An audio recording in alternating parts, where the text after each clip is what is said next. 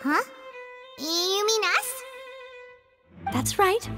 If I'm not mistaken, you're also among those who wish to cut down the thorns and pursue the truth. No? And by the looks of it, you're not from Fontaine. Well, you're right on the more about that one, but who are you?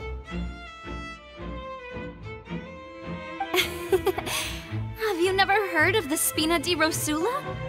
From mediating disputes and providing protection to solving conundrums, you name it, Spina di Rosula does it. And I, Navia, have the honor of being its renowned president. Though those who play by our rules call me boss. I'm Silver, her attendant. Pleased to meet you. And I'm Melus. Demoiselle's various daily needs and affairs are under my purview. Huh? Boss? Demoiselle? What gives with the names? Well, I am the second generation president. Melus and the others are still used to my previous title. My apologies, Demoiselle. Should you prefer, boss, I will endeavor to use that instead. No need. You don't have to call me boss. Just Navia is fine. Okay, if you say so. Not that we're members of Spina di Rosula anyway. All merely trifling details. Never mind. Now, back to the situation at hand. That's right. I've always kept an eye on the serial disappearance cases. My interest stems from a matter back from my father's time.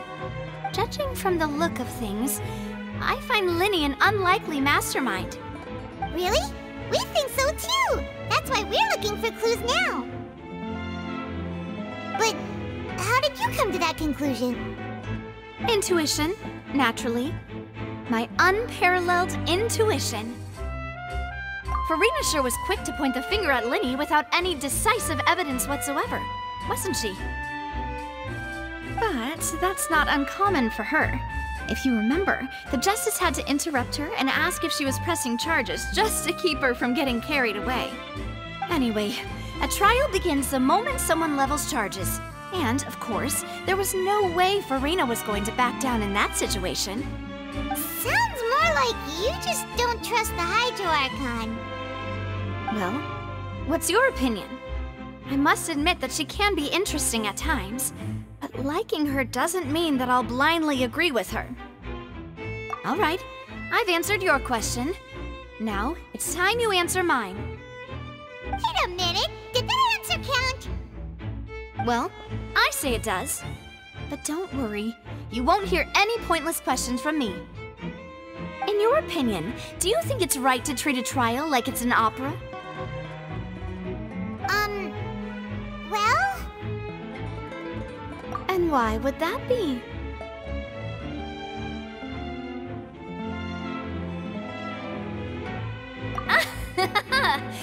See, Silver and Melus? I told you they'd be different.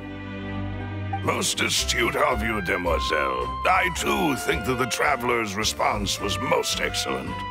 No matter how wonderful the script or how fervent the audience's expectations may be, the trials that go on stage here must be based in fact. And if that can be done, boss, then... All right, that's quite enough, Melus. Anyway, I like your answer. You passed with flying colors. Now, I need to make some preparations, following which our joint investigation shall commence. You two shall be my assistants. Wait! Since when did we become assistants? Oh, well, I can be the assistant, sure. Or your companion, if you like. I'm really not that fussy. That's more like it. Far be it from me to brag, but I believe that Demoiselle's intuition will be instrumental in uncovering the truth. You wish to save a friend from false accusations, and we wish to unravel the disappearances. In this sense, our goals are aligned. You have a point. You're quite the talker, aren't you, mister? And what about you over there? What do you think? You seem like you've got something on your mind. I have nothing to add. Oh, alrighty then. We'll be making some preparations first. Just be sure to let us know if they start revealing Linny's tricks. Thanks!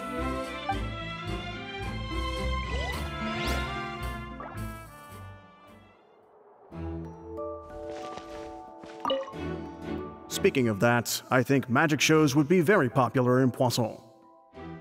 I can see that. Maybe I should try to learn some magic. If I could make things disappear, cleaning my room would be a cinch. You need not worry about such things, demoiselle. Oh, right.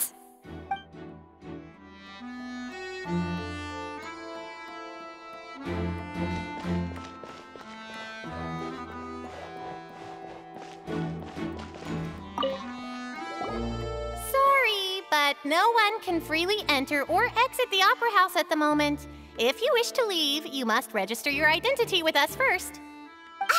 No, we're not leaving. We're representing Linny and Lynette as attorneys, so we're investigating the case. Were you always guarding this entrance? Yes, after the Chief Justice gave the order, everyone coming in or out must undergo a strict inspection. So, the missing girl couldn't have left from here. At least, not from that point on.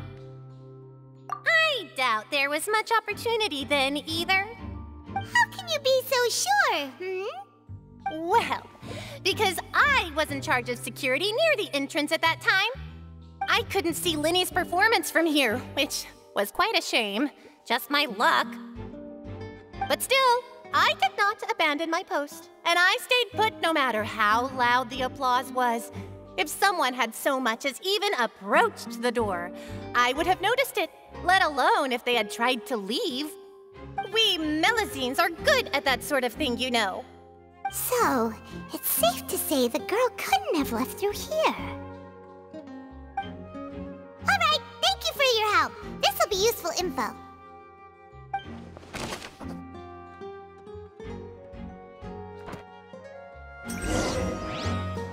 We've checked everything of note here at the performance venue. Paimon wonders how Linny's discussion with the guards is going.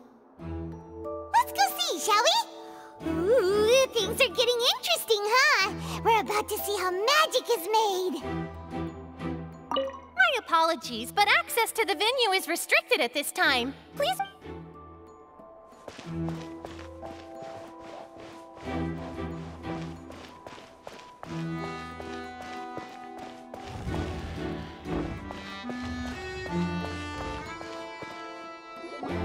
Understood. Then I will be going with you. Just so you're aware, I will be monitoring your actions and making notes as necessary. Very good. Thanks for being so agreeable. I'd pull a rose out of my hat as a gift for you if I could. You may spare the pleasantries. I'm just doing my job. You've arrived. Who's this? Me? I'm Spina di Rosula's guardian angel. If you've got a problem, I've got the firepower. Sorry, I got a little carried away there. Call me Navia. I'm a partner of theirs, and will be helping investigate this whole situation. And these are my companions. Would you mind if they join as well? Fine by me. Oh, new helpers? I would be most grateful. Well, let's just say we're tagging along. It's not every day you get to see the secrets behind magic performed on such a large scale. I appreciate your kind interest. Come with me. We'll be heading below stage. Huh?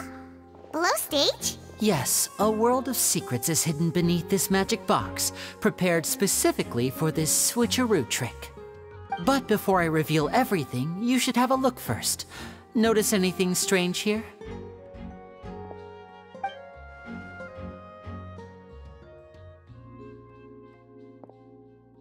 I'm not trying to be dramatic. Remembering the details of a trick will help you understand the methods used to perform it more easily. Huh. Weren't there balloons and other decorations here? Where did all that go? Ah, good eye. That said, you're still far from discovering the answer.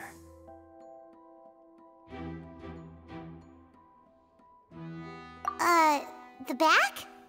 You mean the inside of the door? What's different about it? Paimon didn't notice anything. Very good indeed. I thought you might not be able to catch that, given that you were sitting in the first row. The back of this door was patterned. Those patterns are now gone, replaced by a smooth wooden board. So, if you put 2 and 2 together, what do you get? Exactly. All right, let's go. I'll tell you how it works as we head down. Oh, so there was a passageway under the magic box! I knew you'd figure out most of it as soon as you saw this place. The 2 magic boxes are positioned right above the 2 entrances of the tunnel. See this flatbed trolley? The box with the lucky audience member in it would be shuttled over to the other side using the trolley. This trolley can raise and lower and even rotate, ensuring that the box will face in the right direction. I see. So that's the purpose of the box inside another box. Precisely. The inner box would descend after the audience member was put inside and be moved along the trolley, all while the outer box would remain on stage as if nothing had ever changed. So that's how you did it! Once the box was lowered, the trolley would store some energy through this device here, with which it would complete the rest of the steps. The audience member would only be able to feel some slight movements in the dark, and by the time she walked out, she would already be back on stage. Right! You were talking that whole time, and you even came out for a moment near the end! Ah, yes. A phonograph operated by Lynette was used to achieve that effect. My assistant and I had already scripted our conversation beforehand. When the countdown began, I had already gone to the opposite box via a tunnel using that ladder. And what about Lynette? Where was she? I was in the mezzanine space in the back of the box. Oh, interesting! That's how we were able to coordinate Linny's lines with the assistant. And, by the way, I was the one who walked out of the box at the end. I mean, we are twins. All it takes is a change of clothes and no one can tell who's who. And that's my favorite part of this trick. Only Lynette and I can perform it. So that's how it all worked! Wow! Every detail you revealed was more amazing than the last! Lynette would briefly walk out of the box and then go back in, jumping into the tunnel and escaping before the box on the trolley could finish ascending. And then I walk out of the other box in the audience area, and the trick would be complete. The operative word here being would. But as you saw, Cal was in the box, not our audience member. She, on the other hand, mysteriously vanished. We really don't know how that happened. If not for that interlude, this would have been an astonishing trick. I probably never would have figured out how you pulled it off. And yet, to think that someone was able to use this magic trick to commit a crime. Could we have a look around? I think we can come up with some more leads. This is the scene of the crime, so Linny and Lynette are not permitted to stay here. I'll escort them back up. Yes, of course. No need to be so strict now. I won't disappear into thin air, you know. Thanks, everyone. We're counting on you.